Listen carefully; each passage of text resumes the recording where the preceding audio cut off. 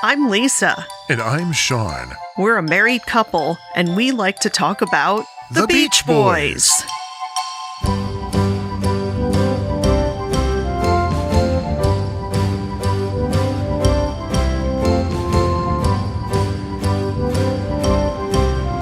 Hey everybody, my name is Lisa. Oh, damn. To start over, sorry about that. Hi everybody, my name is Sean, and you are... I'm Lisa. And we are your hosts here at 2NX Podcast. And this is our episode 0. And we don't really have a set topic right now for this episode because, hey, it's like we're just going to sit here, chill, and tell you about ourselves and why we're doing this. And first of all, you might be thinking, oh, you put in some beach sound effects. No, we did not. We are actually recording this particular episode on a beach in California, in Southern California. Very fitting, isn't it? And this will not be a regular thing. We actually, in our home, we have proper microphones and everything, so we can have a more professional sounding recording, or at least as professional as home podcasts can be. So, yeah. What should we talk about next? What we're going to do, what we're not going to do, who we are, what we are, why we are? Why? Who knows? Well, we are, as the subtitle of our podcast is, we are a married couple. We have been married for 21 years, been together 23 years, and we've been talking about the Beach Boys pretty much that entire time. Before we even met. Well, that's how we got together, because of the Beach Boys. Yeah. Mainly because our mutual love of pet sounds. Yep. And it's something very fundamental to us, very important to us. And we both have been fans for a very long time. Let's see, you've been a fan since I was like 15 years old, like the late 80s. Late 80s. I've been a fan for pretty much my entire life, dating back to when the Endless Summer Greatest Hits collection came out, and my father made sure it was in constant rotation in the house and in the car. So I don't remember a time that I did not know the Beach Boys music. See, you were lucky. I had to find it for myself because my parents were never into that stuff. But sometimes that's good too. It is. You can discover things on your own. Most of my stuff I discovered, all my music I discovered pretty much on my own, actually. Right. And basically what we're not going to be doing here is talking about, we're not going to do, let's talk about the Beach Boys Today album, track by track. No. This episode is going to be about Kiss Me Baby. No, we're not going to do that. No, if you want that, in fact, whether or not you want that, listen to the Sail On podcast. It is an awesome podcast, and Wyatt does a great job with his people with going album by album, track by track. Yeah, and besides that, that would drive me berserk if we had to do that. So we're not going to do that. We're also not going to bash Mike Love, because that seems to be the favorite sport of a lot of Beach Boys fans. We used to way back when, but it's getting old. It's old. And it's a lot of it, I think, is more based on assumptions than actual reality. And it's kind of too much like Still Pissed at Yoko. I mean, get over it, people.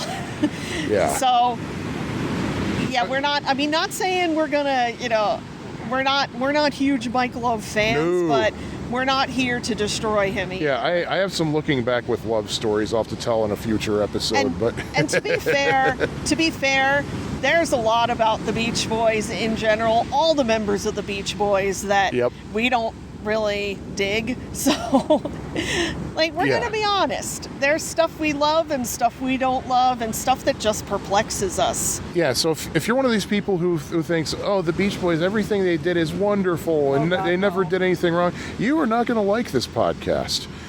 If you're one of those people who said, oh, the Beach Boys did everything wrong, this, you're also not going to like this podcast. We're going to be as balanced as possible. We love the music. It's just such a fascinating thing to get into that we end up talking about it between ourselves all the time. And it's almost like it's just like a great puzzle to figure out. Yes. Because there's so much over the years, so much contradicting information. things that have been taken as fact have been cited in books where everybody assumes this is the truth, and then somebody's like, hey, wait a minute. And they do some research and find out that's really not how it was at all. And what we assumed to be the truth was really something that came from like a Capitol Records press release. Or something where it was like kind that. of manufactured truth. Yeah. So, and I mean, this goes back to the Usenet groups, Rec Music, Artist Beach Boys, and Alt Music Beach Boys, where Sean and I both kind of found each other in the mid-90s. So Yep. this was long before most modern message boards and before social media even existed, Yep. where there were just text-based discussion groups with people from all over the world. I mean, I was stunned the first time I went on these groups, and like, here's people from Sweden and Norway and South Africa and England, and I mean, it was just... Well, England isn't so stunning because they always love the Beach Oh no, Boys. but I mean, just the fact that I was talking to fans from all over the world, Yeah. that I hardly knew any fellow fans in my real life. Me too. So, and we had so little at that time in terms of information. You know, there have been so many books and archival releases and other things that have come out since then that have answered a lot of our questions, but there's still a lot that's up in the air, and things that we're still trying to figure out. So it's just kind of an endless, interesting pursuit. Yeah, and having said that, we should also disclaim that, hey, when we get together and talk about stuff, we're not necessarily like reaching for the resources as we talk and looking at and saying, well, according to this book on page 294. But we do that at times. Sometimes we do. We do consult the texts. But part of the problem of being like the times we were talking about when we were really super getting intense was that we didn't have much. We thought we knew certain things to be true that turned out not to be true, and I do fear that there might still be a little bit of that like still around in our minds. So if you hear us say something about how like, for example, I think that, I don't want to get it too much into this, but I think the famous story about Brian having his nervous breakdown on December 23rd, we now have a book that details what the Beach Boys were doing, and it turns out that if I'm remembering correctly, our books are about 1,700 miles away from us right now, so we can't look right now, is that the Beach Boys were doing something in which Brian could not possibly have had that famous nervous breakdown on that day that's been going down in history for decades. Well, haven't we also discussed the possibility that if Brian did have said nervous breakdown on a flight to, I believe it was Houston, was it a genuine attack? We can get into this much later. Was he faking it to get out of things? And I say this as somebody who once faked being sick to get out of a Girl Scout camping trip that I decided I did not want to do because latrines, no. I don't do latrines. Yeah. So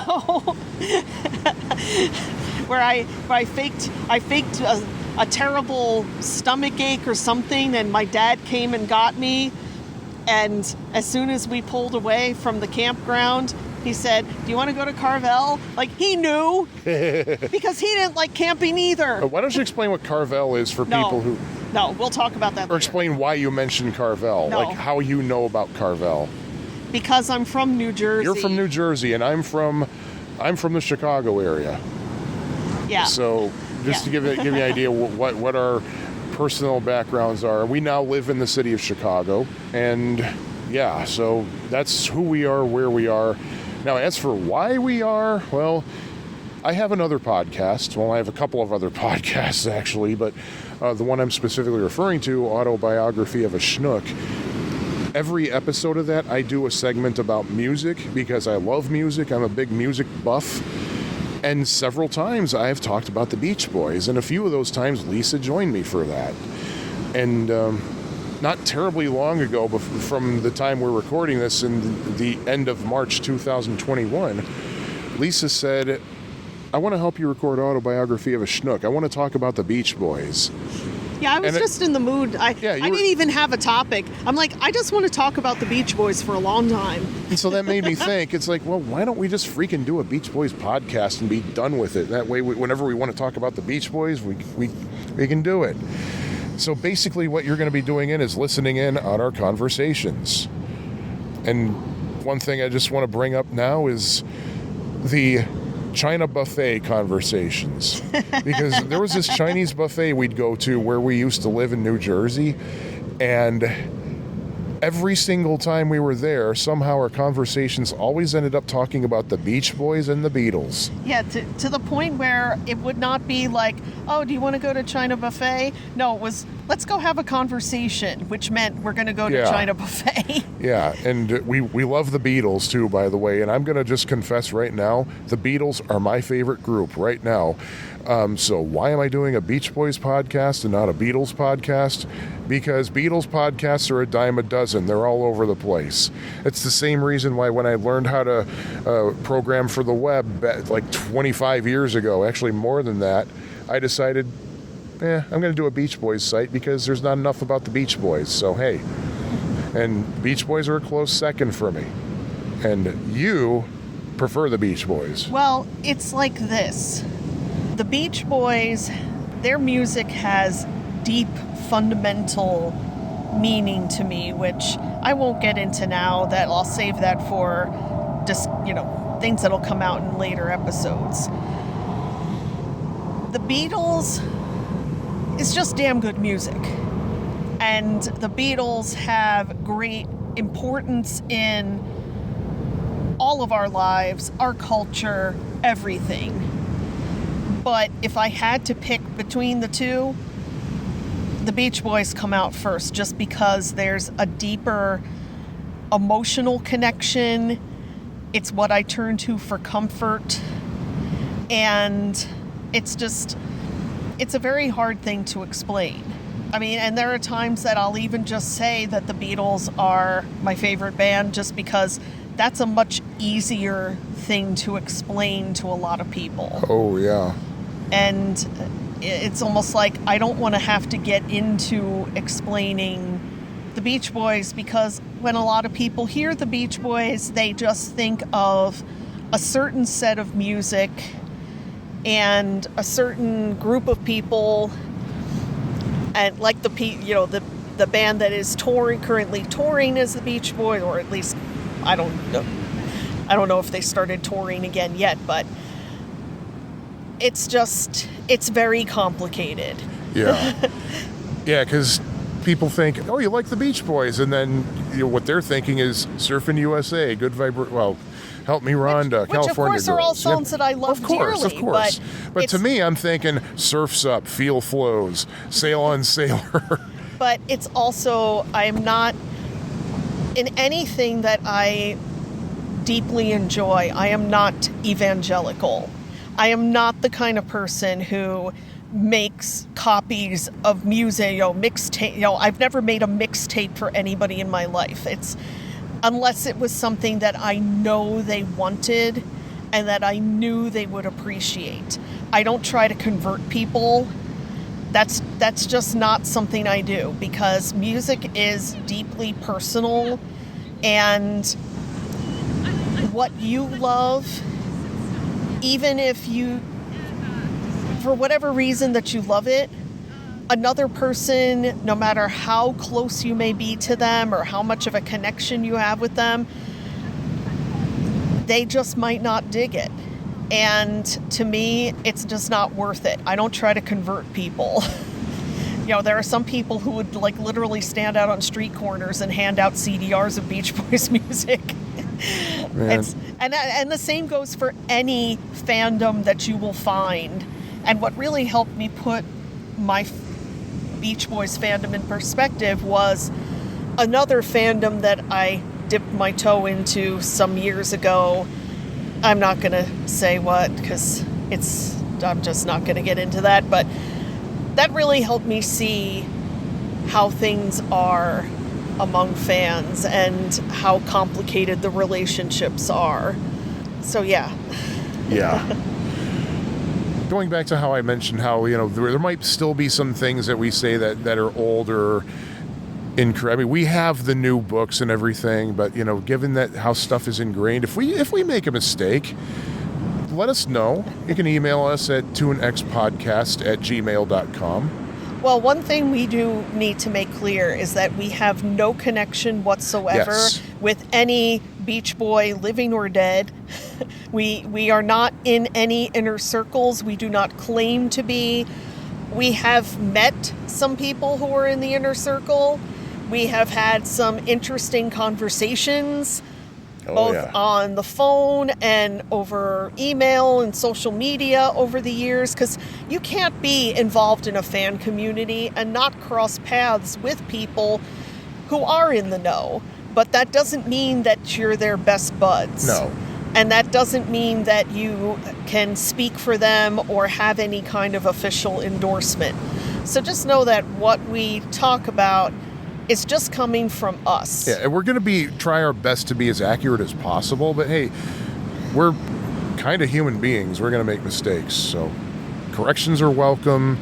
And what else? And yeah, I mean, we also have to disclaim we have met certain Beach Boys, but not to the point where it's like, hey, how you doing, buddies? We're like, hi, we're big fans. Nice to meet you. Thank you for your music. Like, we've met Al. We met Brian. We shook Brian's hand. Remember that? Oh my God. When he offered us a handshake, oh my God. He said my name. He didn't say my name. Yeah, but he said my name. Brian, if you're listening to this, say Sean, okay? Thank you. And I met Brian is not going to be listening. And I met Ricky Fattar. Yes, you did. He's a tall freaking guy. Well, so is Brian. No, Brian is taller than everybody ever.